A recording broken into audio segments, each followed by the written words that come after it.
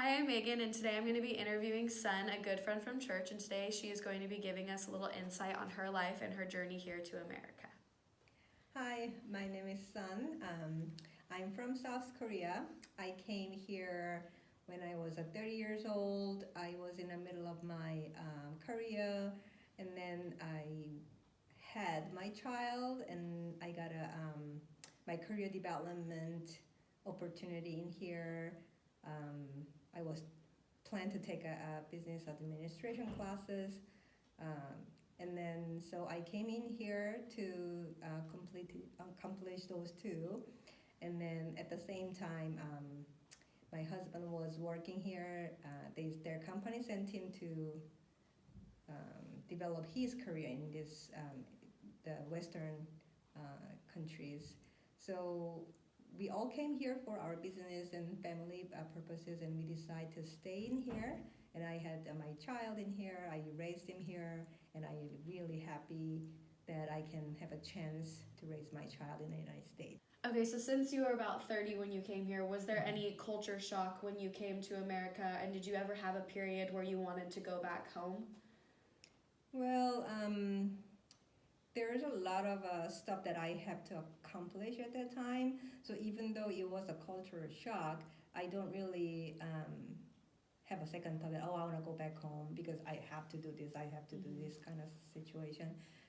But definitely, yeah, there's I don't even call it shock because the shock would be everything is normal and something just pop up, that would be the shock. But for me, it's everything is new. Right. So I don't call any of them is a shock because everything it is. Right. So it's kind of really hard than I thought because I don't understand what's other people's are normal here, and then what will be my responses. So those are actually still happening, not Yeah. necessarily only the time. Yeah. Right.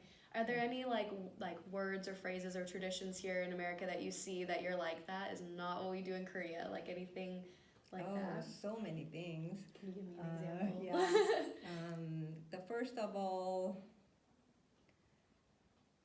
when you raise a child, and then in Korea, before they marry, they don't leave the house, their parents' house. But here, everybody's kind of norm that everybody's leaving when they were grown up, 18 years old. Mhm. That is kind of very first shock, and I don't really have a confidence that my child in 18 years old have ability to live by themselves outside of the house. So that is the You biggest. did come to America again at 30. Did you already know English when you came? Like, were you already studying, or did you have to learn it all here? Oh, I already knew the English. We start to study English from junior high in our country. So we know all the alphabet. We have ability to read a book, and reading a material doesn't really have that much trouble. But speaking is a completely new idea. Mhm. And then I had a opportunity to speak when I was working in Korea for like 5 years. So I already exposed to that Mhm. atmosphere. It's just not fluent, and Mhm. then not wanting to say too much because Yeah. it's not my first language. Yeah. Are there any words in English that even still today you have trouble like Oh pronouncing or yeah, saying? so many, especially R and L sounds. Uh-huh. It's only one word in one alphabet in Korea, so Okay. it's every time when I say R and then L, I have to think about it. Oh, this one has to be R and this one has to be L, which is kind of thought process. It's Right. not coming up easily, and especially like a world. That is like one of the most hardest word because Yeah. it has the R and an L And, together. yeah. Yeah. Do you ever find yourself switching from languages in a conversation or reading or writing? Like, do you go from English to Korean or Korean to English anytime? Or are you able to stay within the language? I usually stay in one language, but when I'm reading a material, it doesn't really have a trouble. But when I say it, first it pop in my head in Korean, and then I have to translate in my head and then say it. So it's whenever I have like a debate, then I'm always losing because I always lose the tempo. Because I have to translate by myself, and then when I'm ready to Yeah. say it, that moment is already past. That kind of thing. Yeah. Yeah. So yeah, speaking is very different and really hard. Have you ever had an incident where, you know, people may have like looked at you differently or, you know, kind of misunderstood you because you have a different language? Definitely, it happens every day. Every day's life, especially at my work. I have to keep talking to the people, and then people does not know my background, and they're expecting for me to explain them or talk to them the way that they were thinking. But then I cannot really find a word again. If I cannot find a word in the right that moment, and I have to figure out what else word that I can use and stuff like that, then they kind of frustrated, and then they kind of look down on me, and oh, she couldn't even speak, Right. you know, that kind of, yeah, I can feel that. Yeah. How do you feel about your accent? Accent, well, I understand that my accent is not gonna be fluent native English speaker, so I kind of accepted that my accent is not gonna be like perfect forever. Right. And then so I just if someone is saying, "Oh, you have an accent," yeah, definitely, because I'm not from here. Right. Yeah. So I have an accent, and I accepted that situation, and doesn't really bother me though. That's good. Yeah, because I'm not from here. So you said that you learned English in Korea in junior high, but was there any part of it, like, was it ever hard for you, or did it come kind of easily?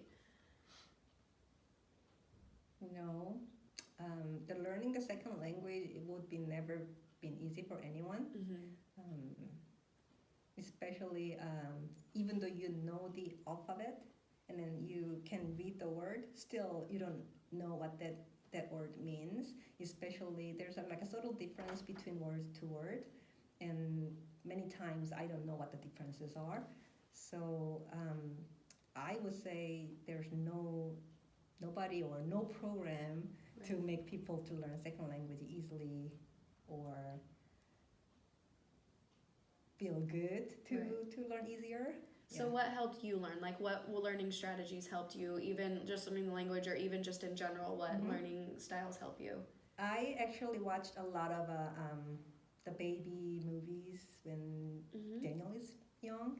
So I actually learning those spoken English from the baby programs, just in the streets and stuff like that. Yeah. And then when did you start feeling comfortable with your English? Never have been. And still I'm not really comfortable. Yeah, I mean, believe it or not, many people with a second language like that, and then they have to live with a second language, I don't think they will ever feel comfortable. But you have to use it because you are now belong to that society, so you have to be in that society, so you have to use it, but it's not necessarily you feel comfortable or you don't have any trouble. Right. Yeah, so one of the most, the hardest thing for me as a living with a second language in here is that when I listen something that I really have to focus to understand.